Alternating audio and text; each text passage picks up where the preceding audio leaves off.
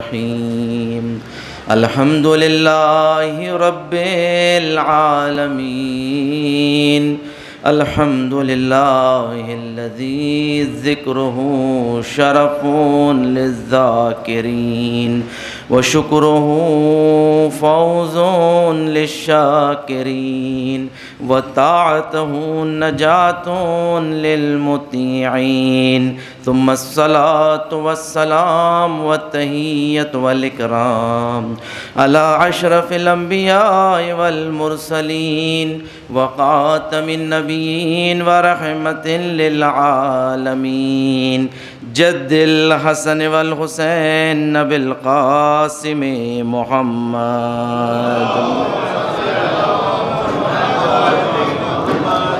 وعلى أهل بيته الطيبين الطاهرين المعصومين المظلومين الذين أذهب الله عنهم الرجس وطهرهم تطهيرا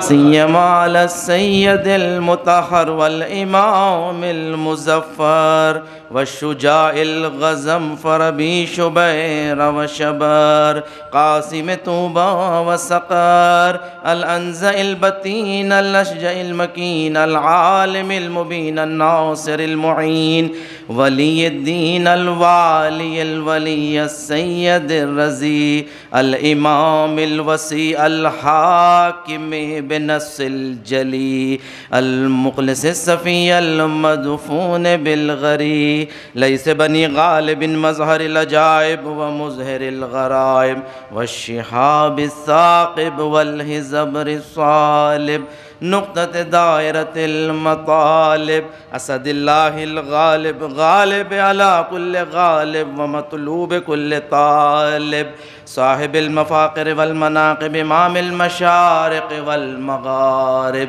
الذي حبه فرض على الحاضر والغائب مولانا ومولى الكونين الإمام الثقلين أبي الحسنين يعصوب الدين وقائد غر المحجلين أمير المؤمنين علي بن أبي طالب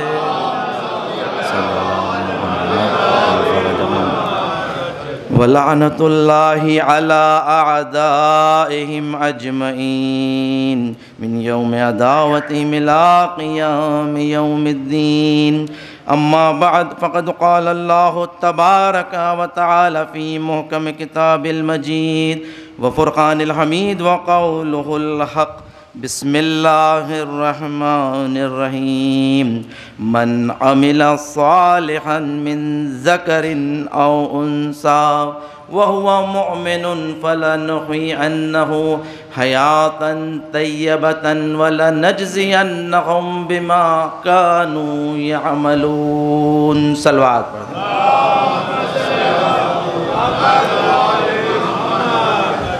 زان گرامی ہماری موت بھی بنتی ہے باعث مجلس ہم اپنی موت بھی نظر امام کرتے ہیں ہم اہل عشق کا تعلق ہے اس قبیلے سے جہاں کٹے ہوئے سر بھی کلام کرتے ہیں زان گرامی جس سورہ کی آیت میں نے تلاوت کی ہے سورہ نحل کی 97ویں آیت نمبر 97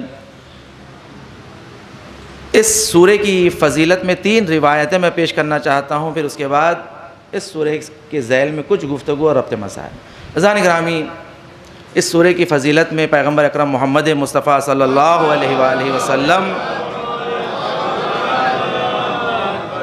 آپ روایت فرماتے ہیں کہ جو شخص اس سورہ کی تلاوت کرتا ہے پروردگار دو عالم روز قیامت میں اس سے دنیا میں دیے ہوئے نعمتوں کا حساب نہیں لے گا جو شخص سورہ نحل کی تلاوت کرتا ہے اللہ دنیا میں دی ہوئی نعمتوں کا سوال نہیں کرے گا اور اسے جنتیوں میں سے قرار دے گا دوسری روایت چھٹے امام جعفر صادق علیہ السلام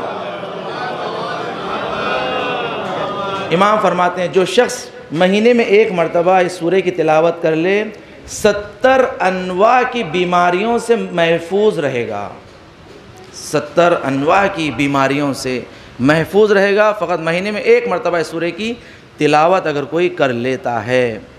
اس سورہ کی فضیلت تیسری روایت ہے عزیزان گرامی، اس روایت کو فقط دشمنوں کے لیے استعمال کیا جائے، کبھی مومنین کے لیے، دوستوں کے لیے استعمال نہ کریں۔ اس سورہ کا ایک عمل ہے، وہ عمل یہ ہے کہ اگر کوئی شخص اس سورہ کو لکھ کر کسی مکان میں یا کسی باغ میں رکھ دے، وہ مکان یا باغ برباد ہو جائے گا۔ یہ فقط دشمنوں کے لیے استعمال کریں، دوستوں اور اہل بیت کے چاہنے والوں کے لیے ہرگز استعمال نہ کریں۔ یہ عمل چھٹے امام جعفر صادق علیہ السلام کہ سورہ کو امام نے فرمایا ہرگز کبھی لکھ کر اپنے ہاتھ سے اپنے گھر میں یا اپنے باغ میں نہیں رکھنا، ورنہ وہ گھر وہ باغ برباد ہو جائے گا، امام نے فرمایا۔ عزیزان گرامی کہ دیکھیں پروردگار دو عالم نے سورہ نحل کے 97ویں آیت میں یہ قانون، یہ قاعدہ بیان کر دیا کہ من عمل صالحا من ذکر او انثی، کہ دیکھو جو بھی نیک عمل، اچھے عمل، صالح عمل انجام دیں گے، چاہے وہ مردوں میں سے ہو چاہے وہ عورتوں میں سے ہو، وَهُوَ مُؤْمِنٌ، اس کے بعد پروردگار نے یہ بھی بیان کر دیا کہ شرط یہ ہے کہ اسے مومن ہونا چاہیے، مومن ہونا چاہیے، اس لیے کہ اللہ فقط عمل صالح مومن سے قبول کرتا ہے، غیر مومن سے عمل قبول ہی نہیں کرتا۔ اس کے بعد پروردگار نے فرمایا کہ اگر یہ تینوں چیزیں پائی جائیں، عمل صالح انجام دیں، اس کے بعد مومن بھی ہو، تو اس کا نتیجہ یہ نکلے گا فَلَنُحْيِئَنَّهُ حَيَاةً طَيِّبَةً، تو بس کے نتیجے میں ہم یہ کریں گے کہ تمہیں بہترین زندگی اسی دنیا میں عطا کریں گے، حیات طیبہ تمہیں اسی دنیا میں نصیب ہو جائے گی، حیاتٌ طیبہ، وَلَنَجْزِئَنَّهُمْ بِأَحْسَنِ مَا كَانُوا يَعْمَلُونَ، اور آخرت میں ہم اس کا اجر بہترین عطا کریں گے، جو اس دنیا میں تم عمل کرتے تھے اس سے بہترین، اس سے بہت زیادہ۔ عزیزان گرامی کہ دیکھیں سب سے پہلے پروردگار دو عالم نے عمل صالح کی اس آیت میں گفتگو کی ہے۔ عمل صالح، من عمل صالحا، جو عمل صالح انجام دیں، شرط ہے اس دنیا میں کامیابی کے لیے۔ دیکھو ایمان کافی نہیں ہے، ایمان کے ساتھ عمل بھی ضروری ہے۔ ایک شخص آ کر مولا کائنات امیر المومنین علی ابن ابی طالب علیہ السلام مولا سوال کرتا ہے، مولا کیا ایمان کافی نہیں ہے انسان کو کامیاب ہونے کے لیے، عمل ضروری ہے؟ مولا نے فرمایا جب تک تم کلمہ بھی اپنی زبان سے ادا نہیں کرو گے، یہ خود تو عمل ہے، یہ خود بھی تو ایک عمل ہے کہ کلمے کو زبان سے جاری کرنا۔ تو یاد رکھو ایمان اور عمل دونوں مقرون ہیں، دو پروں کی مانند ہے، جبھی پرواز کر سکو گے۔ اگر ایمان اور عمل دونوں ساتھ ہوتے ہیں تو پرواز کرو۔ یاد رکھو اللہ نے عمل صالح کہا ہے، فعل نہیں کہا، اس لیے کہ عربی میں فعل بھی لفظ استعمال ہوتا ہے۔ فعل اور عمل میں یہ فرق بتایا جاتا ہے۔ فعل اس حرکت کو کہتے ہیں کہ جو بغیر کسی ارادے کے ہو جائیں، اسے کہتے ہیں فعل ہو گیا، فعل ہے۔ اللہ نے فعل کی شرط نہیں رکھی ہے کہ دیکھو تم سے اگر اتفاقی طور پر کوئی اچھا کام ہو جائے، نہیں، بلکہ عمل صالح میں شرط یہ ہوتی ہے کہ عمل انسان ارادے کے ساتھ انجام دیتا ہے، اختیار کے ساتھ انجام دیتا ہے، اسے عمل کہتے ہیں، اسے عمل کہتے ہیں۔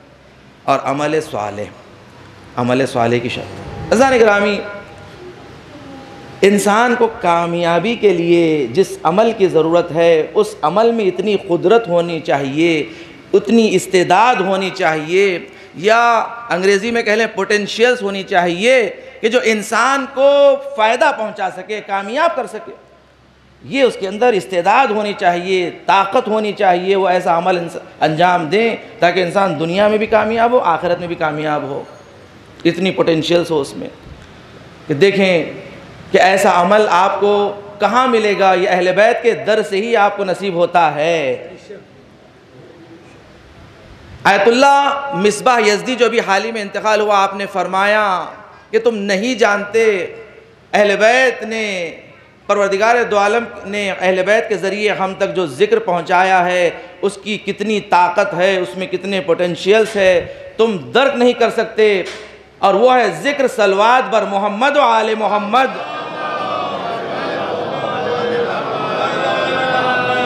کہ اس ذکر میں اس قدر قدرت ہے، طاقت ہے کہ جو عظیم آگ تم سے دور کر سکتی ہے، بڑی عظیم آگ کو تم سے دور کر سکتی ہے، تمہیں دنیا اور آخرت میں کامیاب کر سکتی ہے۔ یہ چھوٹا سا ذکر ہے، مگر اسے چھوٹا نہ سمجھنا، یہ بڑا عظیم ہے، انسان کو عظمتوں کو تک پہنچا دیتا ہے۔ عزیزان گرامی، اس قدر عظمت ہے کہ دیکھیں زیارت جامع کبیرہ میں یہ فقرہ ہے، وَجَعَلْنَا صَلَاتَنَا عَلَيْكُمْ وَمَا قَصَّنَا بِهِ مِنْ وِلَایَتِكُمْ طِیبًا لِأَنفُسِنَا طِیبًا لِخَلْقِنَا وَطَہَارَةً لِأَنفُسِنَا وَتَزْکِیَةً لَنَا۔ زیارت جامع کبیرہ 10ویں امام، امام ہادی علیہ السلام،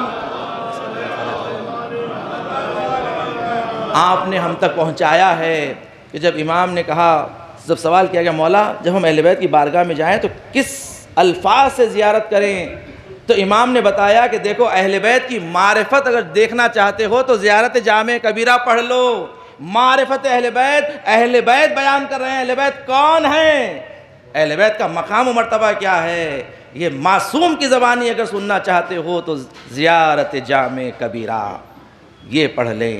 اس میں امام بتا رہے ہیں اہل بیت کا مقام و مرتبہ کیا ہے، کہ جس میں تم یہ کہو کہ وَجَعَلْنَا صَلَاتَنَا عَلَيْكُمْ، کہ ہمارے درود و سلام جو آپ پر قرار دیا گیا ہے۔ اس کے بعد کہا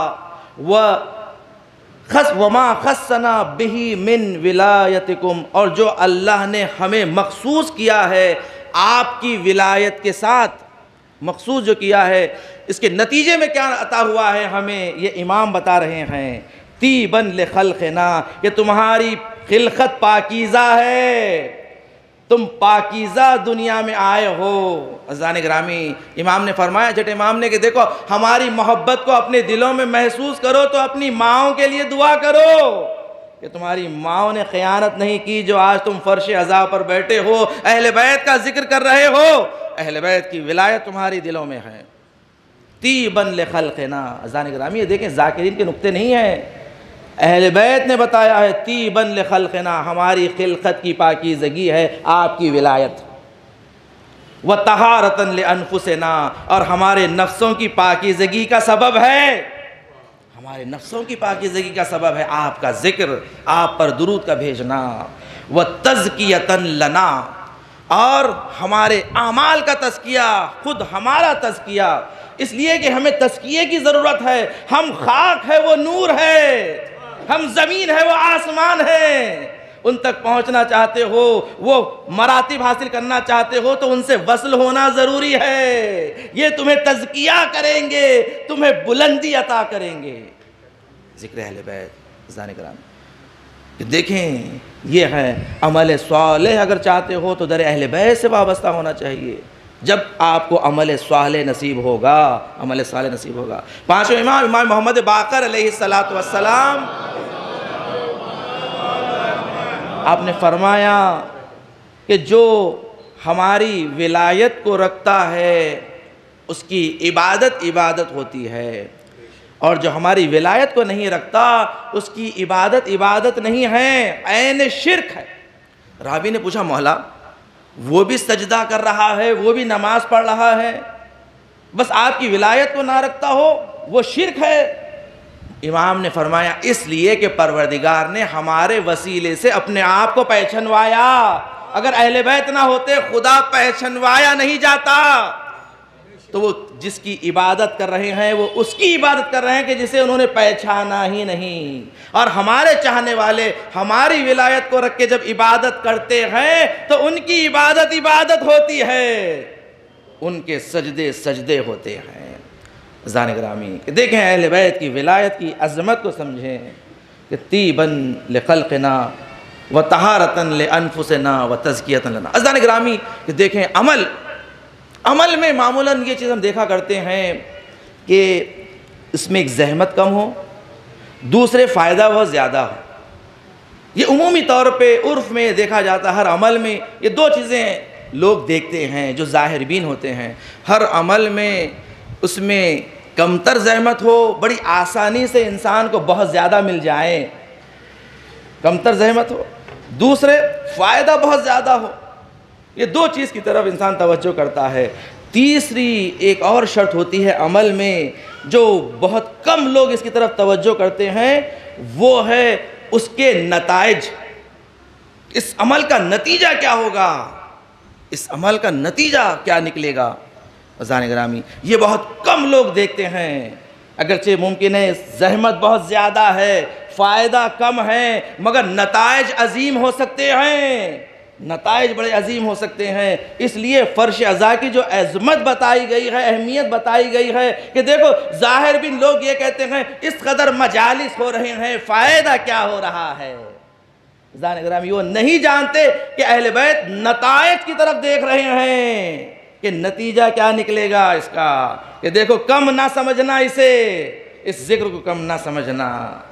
دیکھیں، ایک حضرت موسیٰ کو بچانے کے لیے لاکھوں بچے قربان ہو جاتے ہیں، اس قدر خون بہا جاتا ہے، نتیجہ اس لیے کہ ایک نبی کو بچانا ہے، ایک ولی خدا کو بچانا ہے، تو لاکھوں بچے قربان، مگر ایک موسیٰ بچ جائیں۔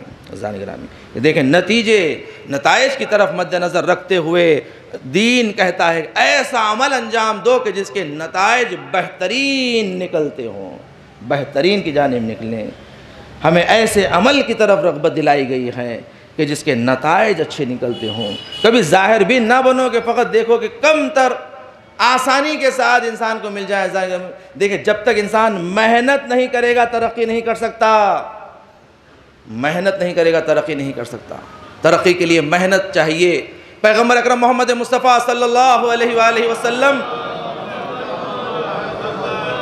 جب آپ کے سامنے ایک کام کے لیے دو راستے ہوتے یا دو کام ہوتے کہ ایک آسان اور ایک سخت، تو پیغمبر اکرم سخت کام کو انتخاب کرتے، سخت کام کو، اس لیے کہ آسانی بظاہر انسان کو آسانی دکھتی ہے، مگر سخت کام میں جو انسان محنت کرتا ہے محنت کا پھل میٹھا ہوتا ہے، محنت کا پھل میٹھا ہوتا ہے۔ کہا محنت کرو، مشقت کرو۔ عزیزان گرامی، کہ دیکھو خالی نہ بیٹھو۔ ایک طالب علم اپنے حجرے میں بیٹھا ہوا ہے، یہ کہہ کر کہ میں تو خدا پر توکل کروں گا، خدا نے وعدہ کیا ہے رزق کا۔ وہ اپنے حجرے میں دروازے کو بند کر کر بیٹھ گیا۔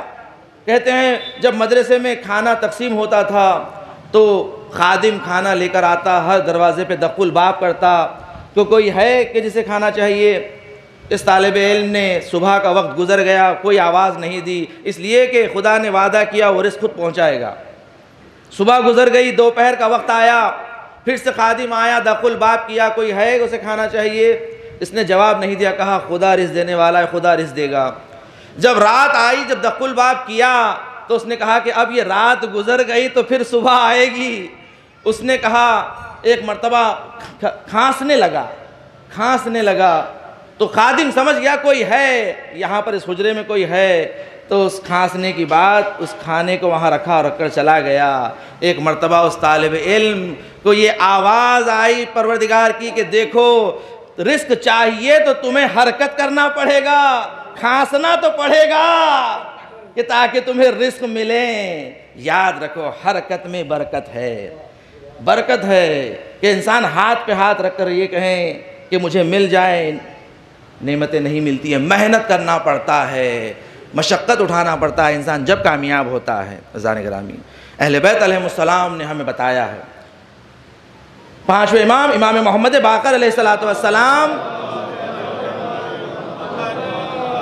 باغ میں محنت کر رہے ہیں، کام کر رہے ہیں۔ ایک شخص کہتا ہے کہ میں نے دیکھا کہ امام ضعیف العمری میں ہے اور کام کرتے ہیں، تھوڑی دیر رک جاتے ہیں، تھک جاتے ہیں تو رک جاتے ہیں، اس کے بعد پھر کام کرتے ہیں، اس نے سوچا کہ میں جا کر امام کو نصیحت کر دوں۔ عزیزان گرامی دیکھیں، اہل بیت کے زمانے میں بھی لوگ ہوا کرتے تھے، یہ سوچتے تھے کہ ہم امام کو نصیحت کریں۔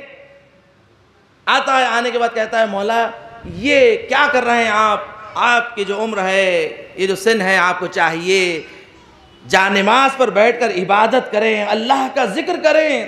اگر اس حال میں موت آ گئی آپ کو تو آپ خدا کے سامنے کیا جواب دیں گے؟ امام نے کہا اگر اس حال میں مجھے موت آئی تو میں شہید کی موت مروں گا۔ اس لیے کہ جو انسان حلال رزق کے لیے محنت کرتا ہے اور اس راستے پہ سے موت آ جائیں، یہ خود جہاد ہے، عبادت ہے۔ رزق حلال کا کمانا عبادت ہے۔ امام نے فرمایا اس وقت سے ڈرو کہ انسان گناہ کرتے ہوئے اس دنیا سے جائے، معصیت الہی کرتے ہوئے جائے۔ اس وقت سے انسان کو ڈرنا چاہیے کہ دیکھو محنت کرنا معصیت الہی نہیں ہے، عین اطاعت پروردگار ہے۔ عزیزان گرامی، اہل بیت علیہ السلام نے ہمیں زندگی کا سلیقہ سکھایا، طریقہ بتایا۔ دیکھو جب ہی تمہیں حیات طیبہ نصیب ہوگی، جب اہل بیت کے در سے وابستہ ہوگے، اہل بیت کی سیرت کو اپناؤ گے، تو پھر اس دنیا میں ہی تم حیات طیبہ کو پاؤ گے۔ اللہ نے کہا وعدہ کیا ہے، حیات طیبہ چاہتے ہو ان شرائط کو پورا کرو۔ عزیزان گرامی،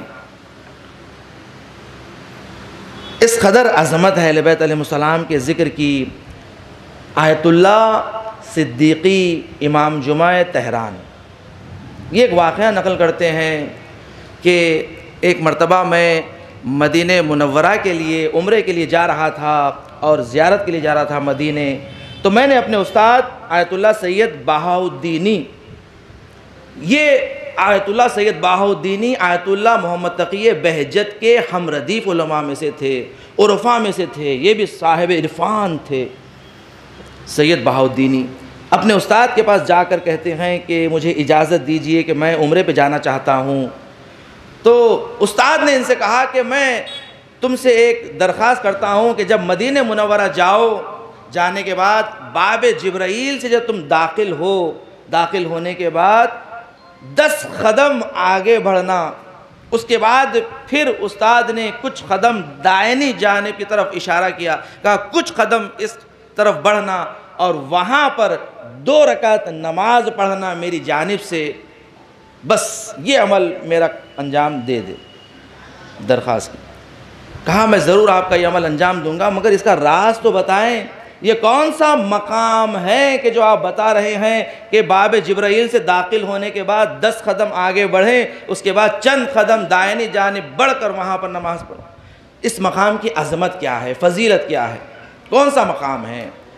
تو ایک مرتبہ سید بہاؤالدینی نے اپنے سر کو جھکا دیا اور آنکھوں سے آنسو جاری ہو گئے۔ کہا کہ جب شہزادی کونین اپنا حق مانگنے دربار میں گئی تھی، جب حق نہیں دیا گیا، جب یہ واپس آ رہی تھی، اس مقام پہ ایک مرتبہ زمین پہ گر گئی۔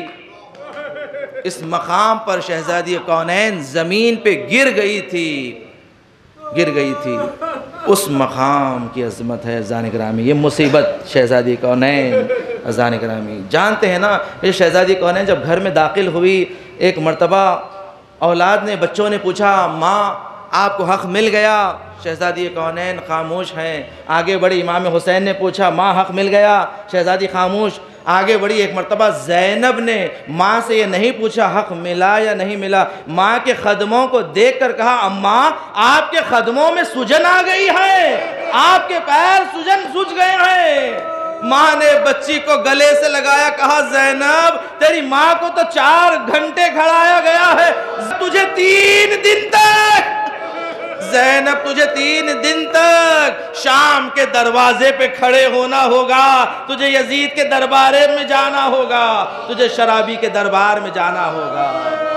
عزیزان گرامی، ہاں یہ چہلم کی مجلس ہے ایک مومنہ کی جو دنیا سے گزر گئی۔ آپ جانتے ہیں نا کہ جب شہزادی کونین جناب زینب سلام اللہ علیہ 11ویں محرم کو جب سوار ہو کر جا رہی تھی، ایک مرتبہ جناب زینب امام حسین کی لاش کو مڑ مڑ کے دیکھ رہی تھی۔ جناب ام کلثوم نے پوچھا کہ بہن زینب یہ تم مڑ مڑ کر حسین کی لاش کو کیوں دیکھ رہی ہو؟ جناب زینب نے کہا ام کلثوم جب مدینے میں میری شادی ہو گئی اور میں عبداللہ کے گھر چلی گئی تھی، ایک مرتبہ صحن خانہ میں بیٹھی ہوئی تھی، جب سورج طلوع کرنے لگا، جب سورج آسمان پر آ گیا، میں نے دیکھا کہ میرے سامنے میرا بھائی حسین کھڑا ہے اور اپنی عبا کو پھیلائے ہوئے ہیں کہ مجھ پر سورج کی روشنی نہ پڑے۔ ایک مرتبہ میں نے دعا کیا تھا، پروردگار مجھے بھی ایسا موقع دینا کہ میں بھی اپنے بھائی حسین کو سورج کی روشنی سے بچاؤں۔ اے ام کلثوم، میں وہ وقت دیکھ رہی ہوں میرے بھائی کا جنازہ جلتی ہوئی دھوپ میں پڑا ہے، مگر ہائے زینب کے سر پر چادر نہیں ہے، زینب کے سر پر چادر نہیں ہے۔ ہاں عزیزان گرامی، ایک مرتبہ جابر ابن عبداللہ انصاری جب امام حسین کی قبر پر گریہ کرتے کرتے ایک مرتبہ غشی کی عالم میں ہیں، جناب جابر ابن عبداللہ انصاری کو امام حسین نے پکارا، کہا جابر اٹھو، جابر اٹھو، جابر یہاں سے دور چلے جاؤ، میری بہن زینب آ رہی ہے۔ اے جابر میری بہن زینب آ رہی ہے۔ عزیزان گرامی جانتے ہیں نا جناب زینب نے کہا سید سجاد میں چہلم کے لیے اپنے بھائی کے پاس جانا چاہتی ہوں۔ زینب کو بڑی تمنا تھی بھائی کا چہلم کروں گی دھوم سے، میں کربلائی کا پرسا دیا کوئی نہیں، زہرا کی جائی کا ہوگا ہجوم خبر پہ ساری خدائی کا، چہلم تو کر چکی میں دل افگار یا حسین، آخر کبھی تو آئیں گے زوار یا حسین۔ ہاں جناب زینب کو بڑی تمنا تھی بھائی کا چہلم کروں گی۔ ایک مرتبہ جابر دور ہوئے، کہا عطیہ ذرا غور سے دیکھو کوئی قافلہ تو نہیں آ رہا ہے۔ عطیہ نے دیکھا، کہا کہ ہاں ایک لٹا ہوا قافلہ آ رہا ہے جس پر سیاہ پرچم لگے ہوئے ہیں، سیاہ پردے لگے ہوئے ہیں۔ جابر سمجھ گئے یہ میرے مولا سجاد کا ہی کاروان ہے۔ جابر نے کہا عطیہ ذرا دیکھو اس میں کوئی جوان نظر آ رہا ہے۔ جابر کو عطیہ نے کہا جابر اس میں کوئی جوان تو نظر نہیں آ رہا ہے، ہاں ایک ضعیف شخص ہے کہ جس کے بال سفید ہو چکے ہیں، کمر جھکی ہوئی ہے۔ جابر قریب آئے، قریب آنے کے بعد پوچھا کہ اے ضعیف شخص آپ کون ہیں؟ ایک مرتبہ سید سجاد نے سر اٹھایا، کہا چچا جابر کہ آپ نے سید سجاد کو نہیں پہچانا؟ ارے میں سید سجاد علی ابن الحسین ہوں۔ جابر نے سید سجاد کو گلے سے لگایا، کہا سید سجاد یہ کیا حال ہو گیا ہے؟ یہ بال سفید کیسے ہو گئے ہیں؟ کمر کیسے جھک گئی؟ سید سجاد نے کہا چچا جابر پھوپھی اماں کے ساتھ شرابی کے دربار میں جانا پڑا۔ اے چچا جابر میں نے اپنے ہاتھوں سے اپنی بہن سکینہ کا جنازہ قبر میں اتارا ہے۔ ہاں عزیزان گرامی جب جابر نے مولا سجاد کو سینے سے لگایا ہوا تھا، ایک مرتبہ سید سجاد نے کہا چچا جابر آپ پہلے شخص ہے جس نے مجھے پرسا دیا ہے، جس نے مجھے سینے سے لگایا ہے۔ آج تک جو بھی قریب آیا کوئی تماچے مارتا تھا، کوئی تازیانے مارتا تھا۔ پھر اس کے بعد سید سجاد نے کہا چچا جابر ذرا آہستہ گلے لگانا، سجاد کا گلا زخمی ہے، سجاد کی پشت زخمی ہے۔ عزیزان گرامی ایک مرتبہ قافلہ جب مدینے پہنچا، مدینے پہنچنے کے بعد جناب زینب اپنے نانا کے مزار پر پہنچی، کہا نانا یہ سنت ہے کہ جب مسافر اپنے وطن واپس آتا ہے تو کوئی تحفہ لے کر آتا ہے۔ اے نانا تیری نواسی بھی ایک تحفہ لے کر آئی ہے۔ یہ کہہ کر امام حسین کا کرتا نکالا، رسول خدا کی مزار پر کرتے کو رکھ دیا۔ اب جیسے ہی خون بھرا کرتا مزار پر رکھا، مزار میں لرزہ آنے لگا۔ زینب نے کرتے کو اٹھا لیا، کہا نانا یہ کرتا برداشت نہ ہوا۔ ارے زینب نے 70 قدم کے فاصلے سے 70 قدم کے فاصلے سے ارے حسین کا کٹتا ہوا گلا دیکھا ہے۔ عزیزان گرامی، ایک مرتبہ راوی کہتا ہے جناب زینب نے خوب بیان کیا، اس کے بعد رو رو کر اپنی پیشانی کے سہارے سے رسول خدا کی مزار پر آرام کرنے لگتی ہے۔ ایک شخص نے سید سجاد سے سوال کر لیا، مولا جو بھی انسان آرام کرنا چاہتا ہے اپنی پشت دیوار سے لگا کر آرام کرتا ہے، آپ کی پھوپھی جناب زینب نے اپنی پیشانی کے ذریعے کیوں آرام فرما رہی تھی؟ سید سجاد کہنے لگے ارے پشت وہ لگاتا ہے جس کی پشت سالم ہوتی ہے۔ ارے میری پھوپھی زینب، ارے اس قدر تعزیانے پڑھتے رہے، ارے زینب کی پشت سالم نہیں تھی، ارے جناب زینب نے اپنی پیشانی کے ذریعے رسول خدا کی مزار پر